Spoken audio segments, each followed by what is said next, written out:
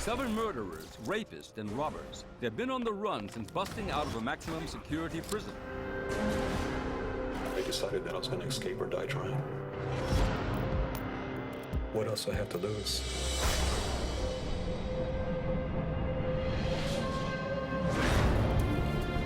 They killed a police officer in a very brutal fashion. It was all or nothing at that point forward. If they cornered us in Texas, they would kill us. You can run, but you can't hide. Stop from here! There's no turning back.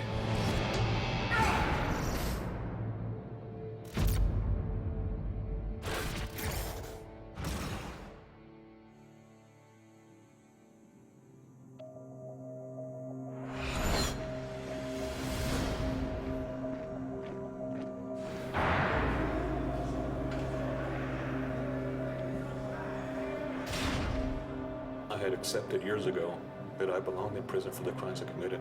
I believed that I had received too much time, which was 18 life sentences for the multiple robberies I committed back then.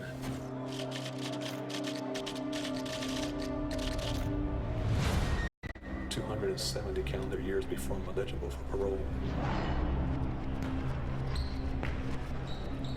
I looked at myself in the mirror and realized I'm either going to die old man in prison or be killed.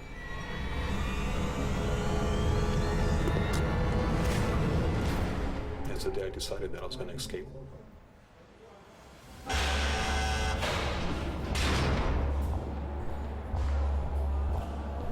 When I made up my mind, I just opened my eyes to my environment in a way that I was ignoring for years because I didn't want to think that way. Watching the strengths and weaknesses from the whole unit, top to bottom. They're looking for the opportunity to get out of there, and it's our responsibility to keep them in. There are 3 perimeter pickets that have the armed officers. The razor wire would be about 12 foot. In addition to that, you would have 1 roving patrol vehicle that would also be armed.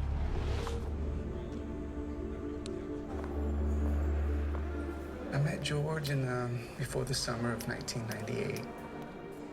For some reason, when I looked at him, I just realized that this guy here would be, he'd be a big part of my life someday. Really did. I felt that connection.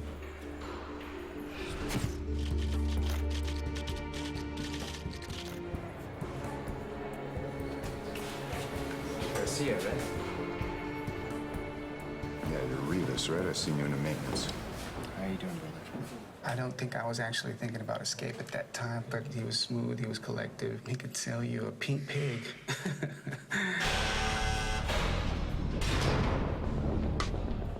We just put our heads together and we just decided how it was the best way to do it, jumping the fence or digging under the ground or all the common thing was just stupid. So we had to think of a much better plan.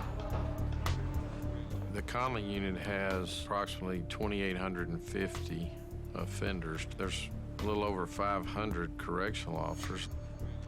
You would only have a fifth of that staff there at any one given time.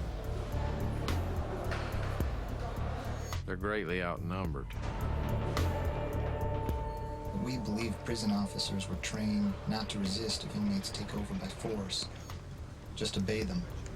Don't put up a fight. What if we take over the whole of the maintenance shop? I wanted my freedom. I wanted my life. I wanted to live. That's it, man. After much discussion, our plan was using force to take over the maintenance shop.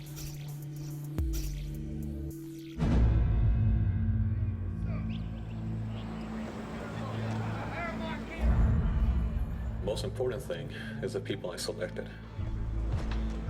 And I spent a short while conversing with prospects. I needed men who would follow my orders.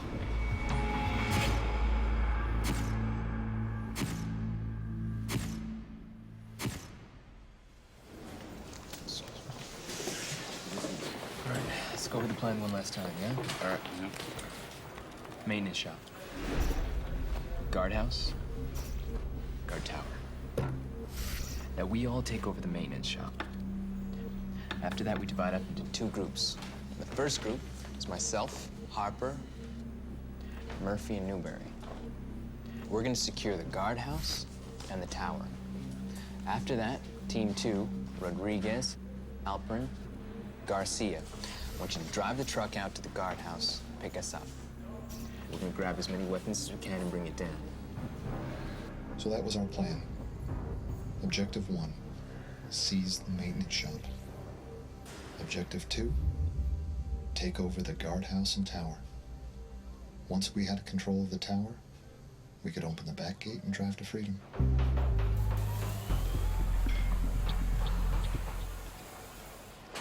Over the next few weeks, we were able to work out all the kinks in our plan to take over the whole maintenance shop. Figured that as long as we took the whole thing over at lunchtime and then proceeded to take or subdue every officer that returned, we would escape from there. We established hiding spots for the materials we needed, and we practiced takedowns. Arm comes up, lock, take down.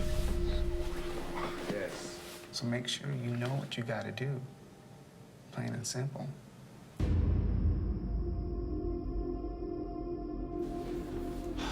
Jesus, thank you for this food we're about to have. The night before, we ate a big spread. Please give us strength. We had a prayer together. Show us the light, so that tomorrow we may walk as free men. We even kept our spirituality in this. You know, God was the main focal point. You know, we actually believed that God was helping us through this. That He was going to give us this. This was our blessing. Amen. Amen. Amen. Amen. Amen. Amen. Toast to freedom, gentlemen. Oh, to freedom. To freedom. Freedom.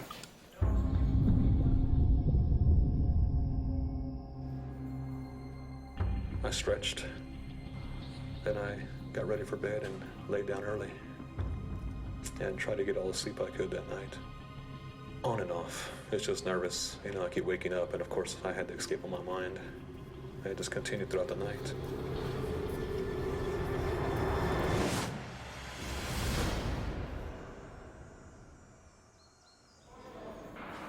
The next morning, I felt at peace. I got enough sleep. I was restful. This is gonna happen. You know, we have to do it. 5:36 in the morning, got up. I was still scared and nervous because today we're gonna leave. When they called breakfast time, I got up to get ready, but I didn't go to breakfast because I felt I couldn't eat at the time.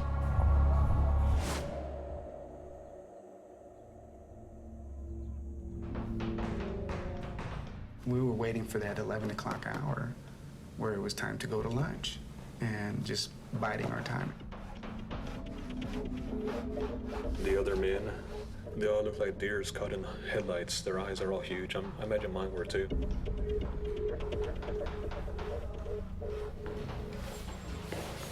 Lunchtime, guys. Move it.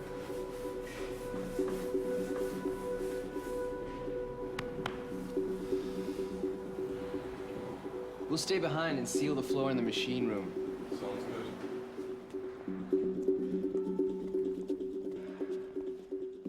One way or the other is going to be over that day.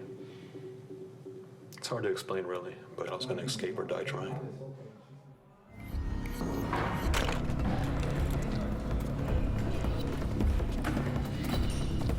Hey, boss. You guys done yet? Pretty much.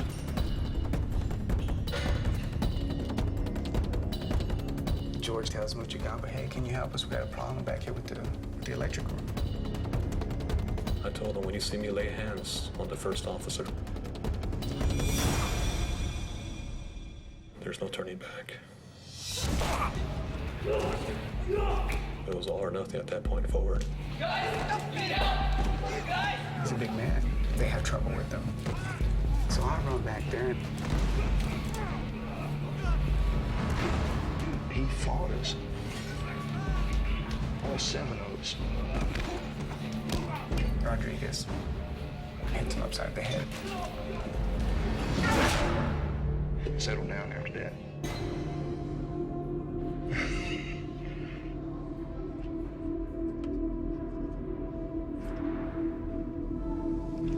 So, we tied him up and took him back to the electrical room.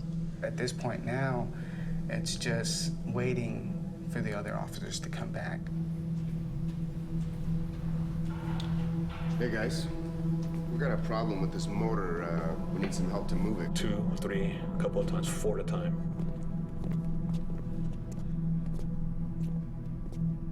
Standing order for the day was Just take him down.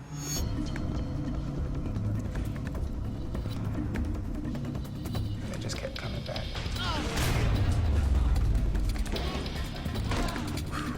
Adrenaline was going.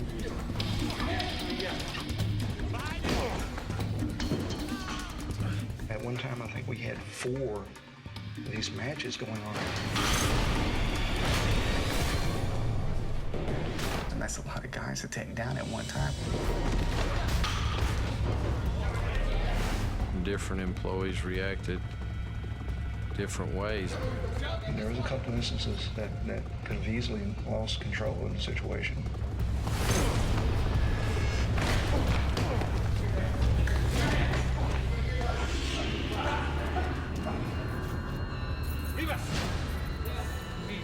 Several of them were stripped of some of their clothes. It was very exhausting.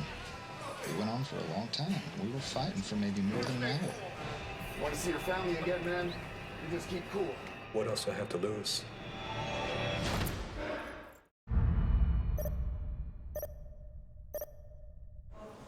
Harper, you have the keys? Once they took control, they were able to get to the key to get to the sensitive tools. Hacksaw blades, cutting torches, things like that that could be used to facilitate an escape. I told Rodriguez. You just watch them and make sure nobody's trying to get free. Because the electrical room is very sensitive. It has a whole bunch of alarms. You know, the alarms go off. One building gets, hold of it, they'll call us, hey, what's the problem? My specific role was to prepare the truck with the secret compartment. I had everything already cut. While I was preparing the truck, Michael Rodriguez was assigned to keep an eye on the men that we had stuffed in the closet. And he could hear noises.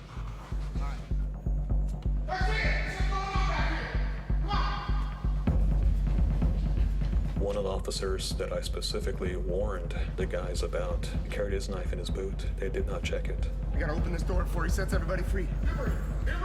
Hurry up, man. Oh, we gotta get in here. Get that open. Come on, man. They're pushing it. Get in there. When we were able to open the door, the captured put their backs into the door and refused us entry. Come on, we gotta get in there now, guys. Come on, get it open. They were setting off the fire alarm from within. When the fire alarm signal went off, the employee called out to maintenance. And we were starting to panic.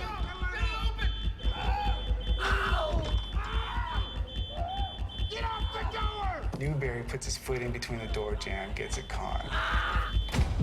He thought he broke his leg. This could be the point where everything fails. What's going on? They're not gonna get out. Go man the phones!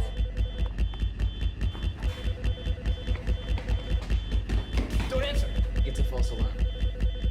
A lot of those fire alarms go off when there's too much dust collected in the sensor and things like that. That employee gets used to finding out that it's not really a fire.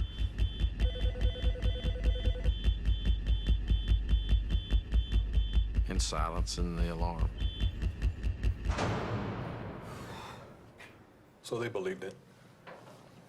But I knew we had to leave. We can only do that for so long. We just took down the whole maintenance shop building. Objective number 1 was complete. Objective number 2, take over the back gatehouse and tower. I called the back gate and the back tower, identified myself as the maintenance supervisor, and told them I'm gonna send a maintenance crew with a couple of inmates up to install the cameras. Okay. All right, bye-bye. Okay. All right, let's go. Let's do it. Let's do it.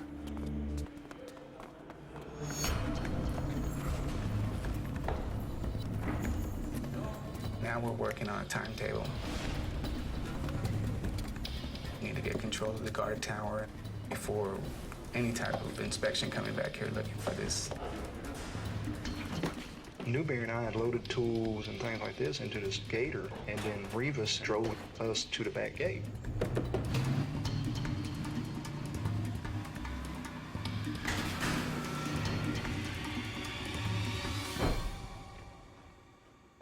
Newberry and I were unloading the tools and material like we were really fixing to do some work here. Afternoon. How you doing? I'm all right. More cameras, eh? Yeah, more cameras. I'm gonna put it up in the guard tower. Rivas even had a box of donuts.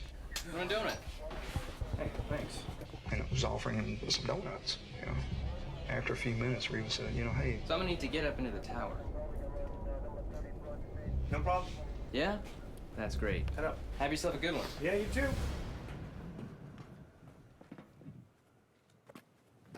I yelled up there, like the officers do, and yelled, Gate! This was a critical point of possible failure. If we had somehow forgotten a step in the process, then the tower guard would not have allowed Rivas to go into the tower. This was it. Gate!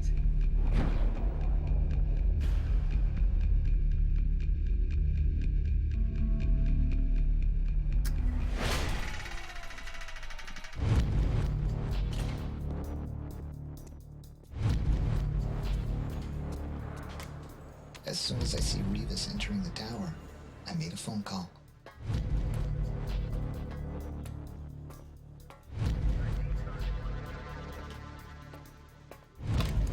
Gibbs here. May I speak to the maintenance worker, please? He's on his way up the ladder now.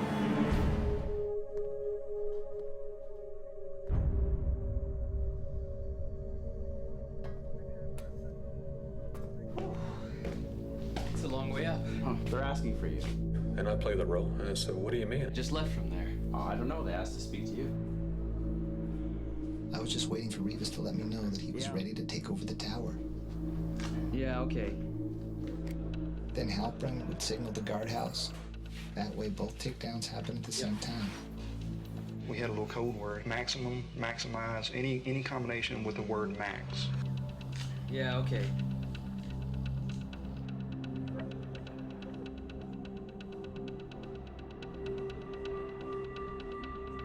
Okay, Max. Maximize. Maximum.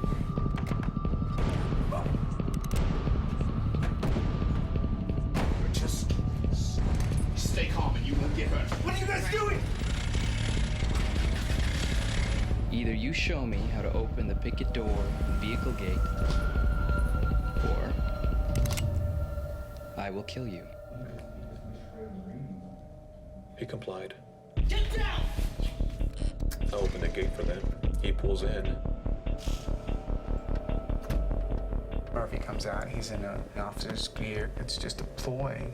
The kitchen and the laundry were facing the back gate. So if anybody, any of the officers or inmates were looking, they could see what was going on. So we had to keep it as a routine. Clear! He hollers at me. It's clear. I'll open the outer gate.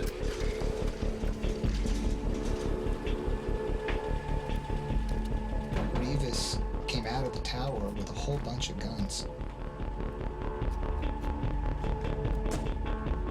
He closed the trap door and we drove off.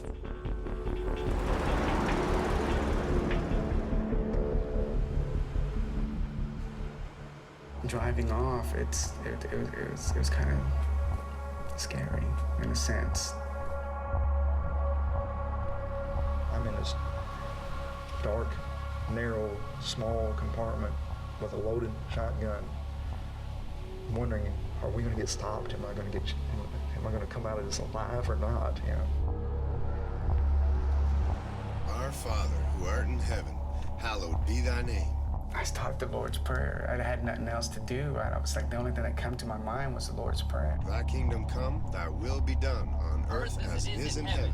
Give us this day. After I started for the second time, Rivas and Harper were in sync with me. I drove past the front tower without looking back. No gunshots were fired, so all was good. Amen.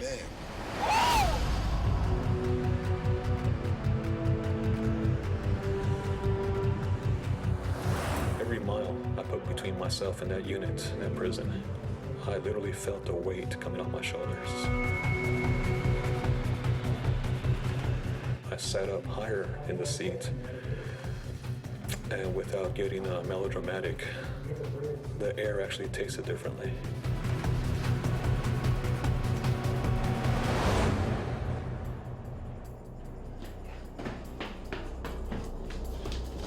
Control tower to base. Control tower to base.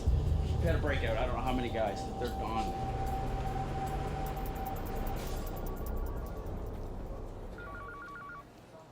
Hello? I get the call, we've got a possible escape. They're in the process of locking down the prison. As things progress, I'm driving down in that direction. More and more information's filtering in. Go ahead. And we have 7 confirmed. Getting called saying they're definitely away in a vehicle. No sense coming down here. I head over to the command center operations. If you're out there, you're gonna get caught. You can run, but you can't hide. That's the bottom line. It is a Texas-sized manhunt with more concern than ever before. You know, we had air searches going on, ground searches going on. It was very puzzling to us how they slipped under the radar. George Rivas, I need a complete profile of this guy. There's one special operations investigator assigned to each escapee. Patrick Murphy.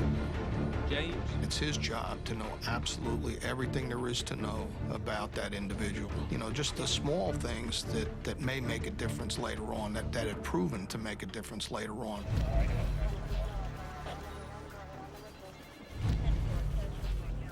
They were probably going to need resources. And we looked at Rivas's robberies, his prior robberies. They were all these large takedown robberies. And we knew he was leading the group. These people are creatures of habit.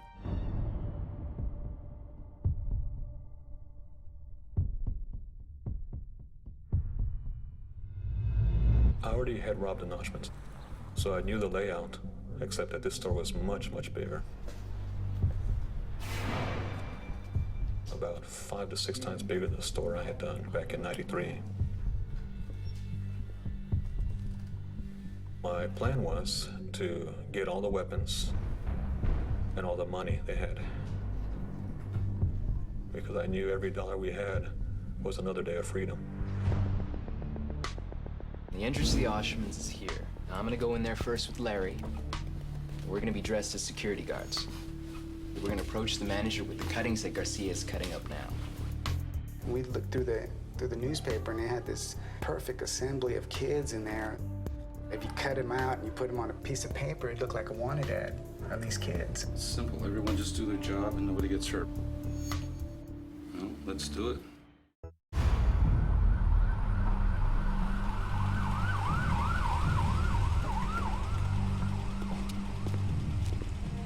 The store was closing at 6 p.m.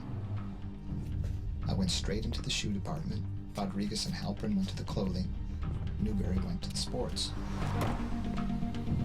I was I was observing what was going on out in the parking lot. At 5:45, Rivas and Harper walk in. Hey there. Hi. What can I help you with? I'd just like to run these names by you. See if any of these kids come into your store. Rivas had the manager call up all employees to the front to listen about these grab-and-run suspects. All staff to the front desk, please. I was listening to Rivas and them on one radio, and I was listening to the police on the other radio. All right, you guys should take a good look at these faces. Make sure you remember them. I was ready to go.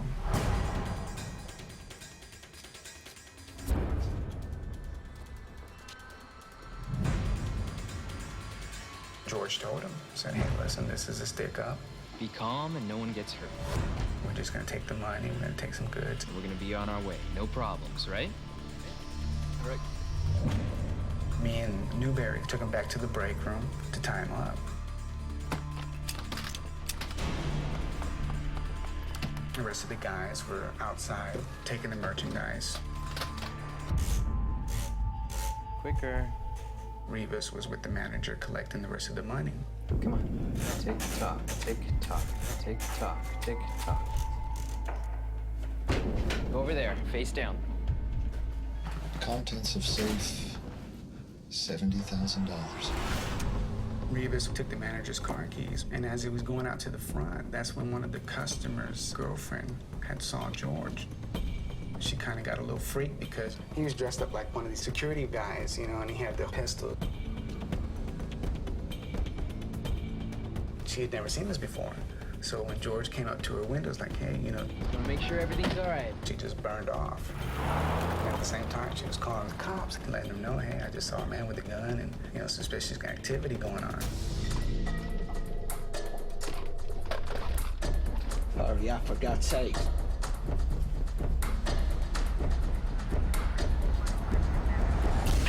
Copy that. On the way. I gotta go. See ya. See you.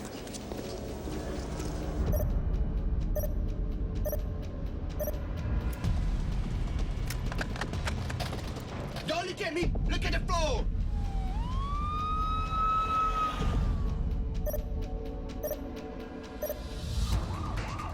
I contact George. I was like, hey, what's going on?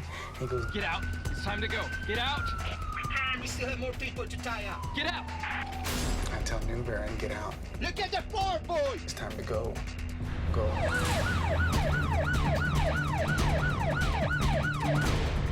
I come out the door. That's when I hear pow, pow, pow, pow, pow.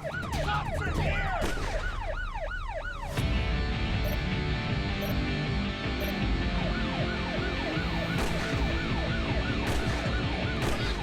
What are you doing? They're here, they're here, they're here. His eyes are all wide. He's like a ghost. I turned the corner. I could see Rodriguez. He's trying to pull him out of the cop car that was blocking our getaway vehicle. He won't come out, he won't come out. He won't come out! Michael, he's got his seatbelt on. Take it off! Take off your seatbelt! He pulls him out of the car, and that's when I get in.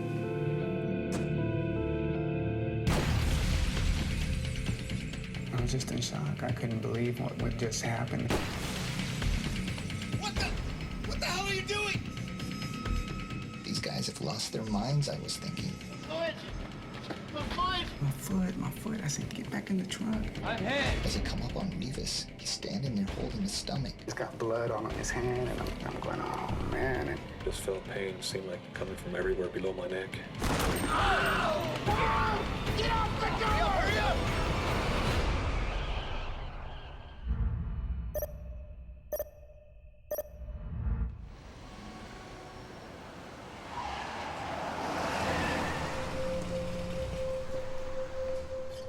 as much planning as we put through, I just can't believe that, you know, it just got out of hand like that.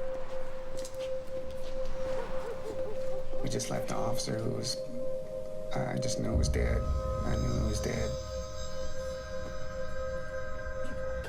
There was just too many gunshots. Can you tell? What the hell happened? What happened? That's what happened. Yeah, look at him, look at him. I know. Who the hell shot the cop? You shot the cop. I did not. You be quiet. He's like, calm down, guys. I don't need this. He's hurt. I came from a... You be quiet. Shut up. You shut up. You shut up. With a bullet in your head. And I was like, hold up, what's going on here? All of a sudden, we had like a four-man standoff.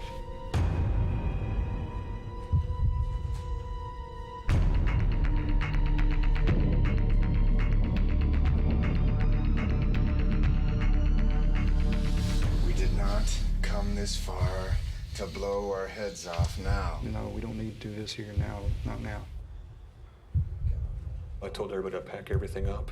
We're leaving. Bullets and broken glass still litter the ground behind the Oshman Sporting Goods store in Irving, where memorials honor Officer Aubrey Hawkins. I knew that it was them. It was just, it was a horrible feeling.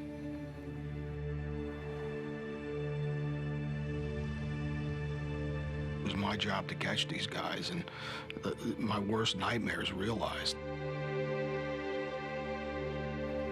that a fellow officer was killed, you know, because of my inability to catch him. I felt it very personally. I still to this day do.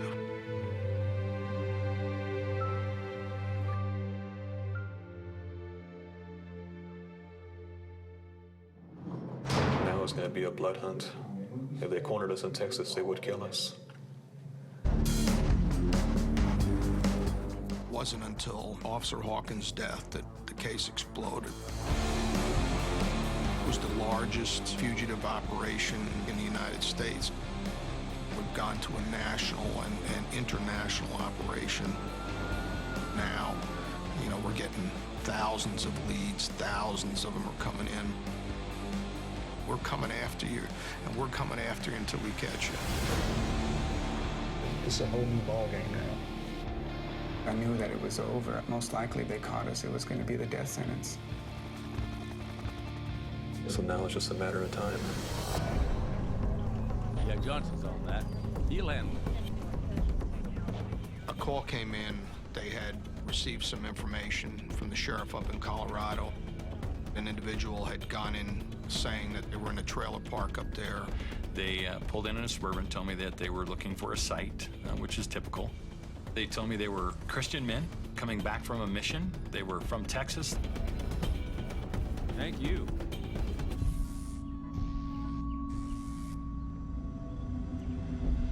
I couldn't believe they were here. I couldn't believe they were all together. And I wanted to make sure that we actually did have the Texas 7.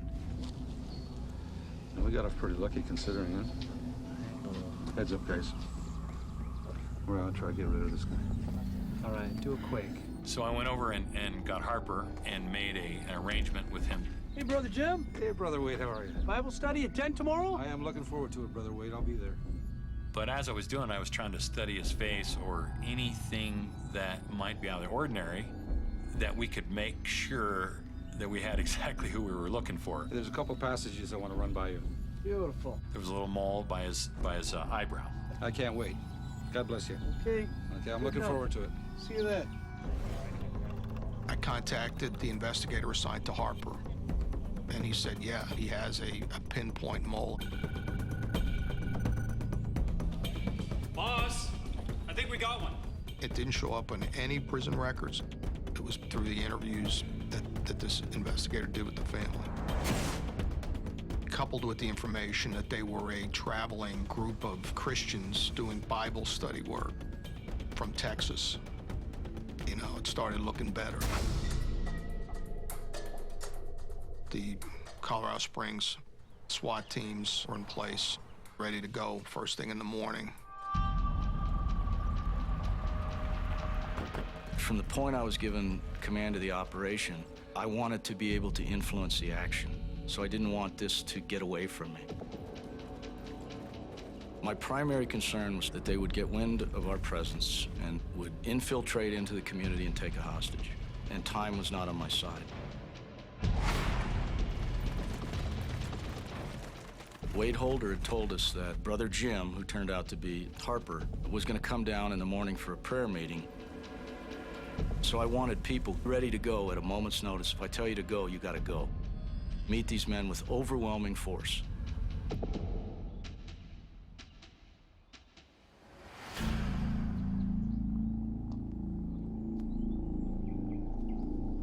The day started off just as any other in the RV. Patrick Murphy and Donald Newbury were off in Colorado Springs for a few days trying to obtain IDs for us. Staying in the RV was myself, Michael Rodriguez, Joseph Garcia, Larry Harper, and George Rivas. It was very hard waiting because the time that Brother Jim was supposed to come down for his Bible study came and went. As we sat here waiting for Harper, and he didn't come down, I told these guys that, look, I can go up there and let them know that maybe we ran out of water. We can find out where people are. And I discussed that with him, and I made the decision that he could pull it off.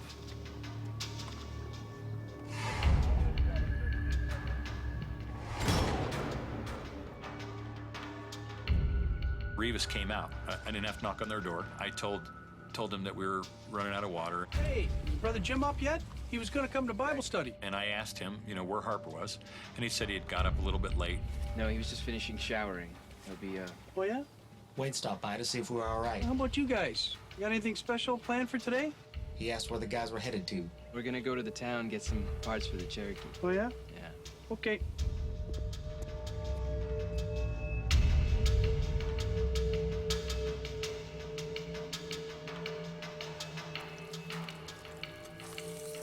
After Rivas left, it was just me and Harper in the RV. I made Harper and me some breakfast. Eggs and sausage. I had less than a minute to decide whether to take them with the SWAT team members that were there, not let them leave the trailer park, or let them leave the trailer park and put the mobile assault option in place and let El Paso County take them down.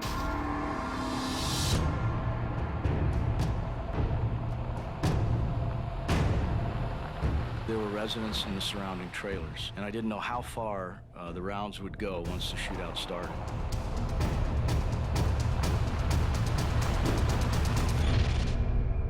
I made the decision to let them go and rely on El Paso County to do the mobile assault. There's a couple things going through my mind. The Texas 7 members have already showed their willingness to kill. They killed a police officer in a very brutal fashion. One of your biggest fears that you face is the safety of your people. Vehicle approaching. Go! Give us our trespasses. I think that's my favorite passage in this book. Yeah. We had units as close as 15, 20 meters, and as far out as 50. Every opening, every window was covered. I don't know, I just kind of know how, I guess. Make somebody a good wife.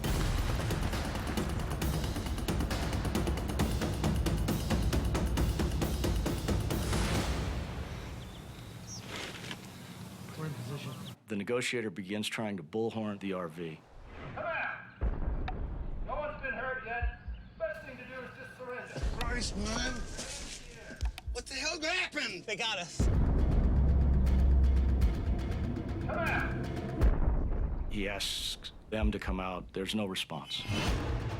Harper started scrambling, grabbing guns, loading them. I didn't know what to do. This ain't fair, Larry. I don't know, Randy. Maybe it is fair.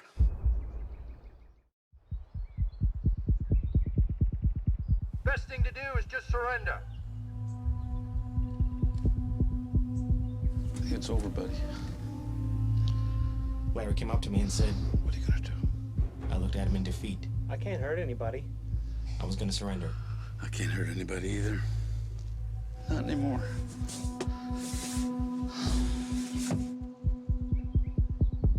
It was clear he wasn't going back. Come out! No one's been hurt. Best thing to do is just surrender.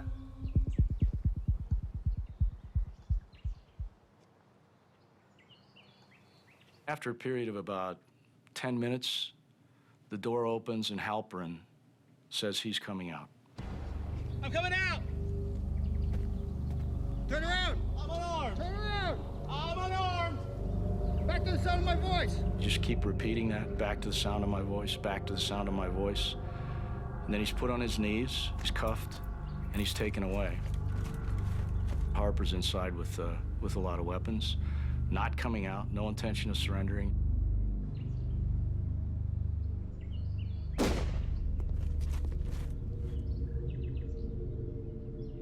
I heard what was very clearly a gunshot. He had either killed himself or was firing rounds in the trailer in frustration. After about 20 minutes, no response, and we determined we had to make entry.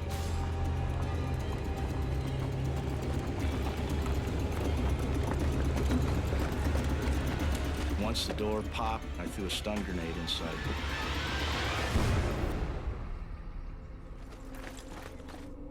Harper was laying on his back in the hallway of the RV. He appears to be dead. Cuff him anyway. I told one of the team members to handcuff him. And in the bathroom was a Bible. The Bible was open to a passage, and there was a note written to Harper's parents. The note essentially apologized for the murder of Aubrey Hawkins.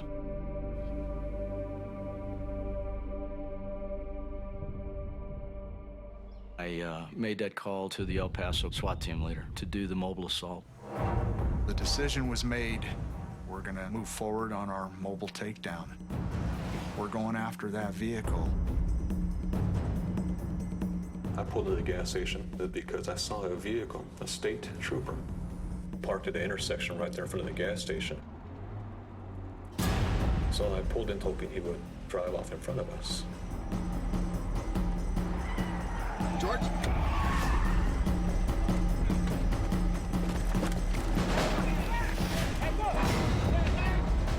Our SWAT team had deployed out of the van and taken up positions around this vehicle. Hands up! Don't move! Hands up! Hands up! Hands up! I can see him! Get out of the area! Get back! I can assure you that deadly force would have been imminent. Out of the car! We have a weapon! We have a weapon! Down on the ground. They pulled the right rear passenger out of the car. And I hear all the shotguns and the submachine guns being cocked. The passenger was moving his fingers like this. And I remember thinking to myself, what is this guy doing? I thought, well, maybe it's just better to die. I could see this, you know, death row. I can see it. I know it was coming. Why go through that, you know? I mean, my whole deal of escaping was to be free. It was like just time had froze and we were in this standoff.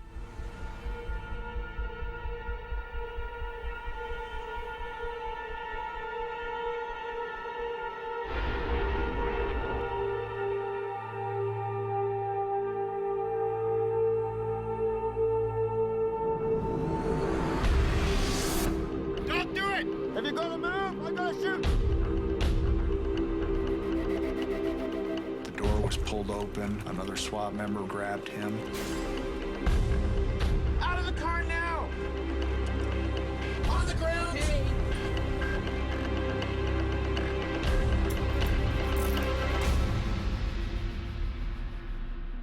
Heartbroken. I know that I'm going to be dragged back to Texas. I knew I would be convicted and sentenced to death.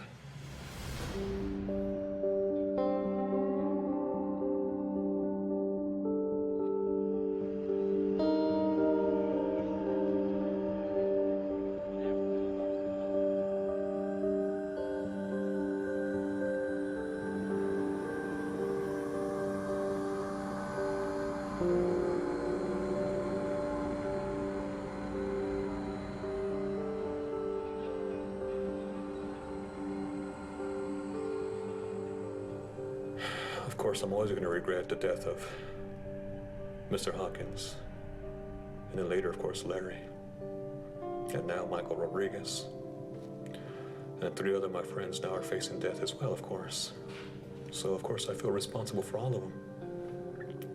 But the escape itself, on a personal level, I cannot regret.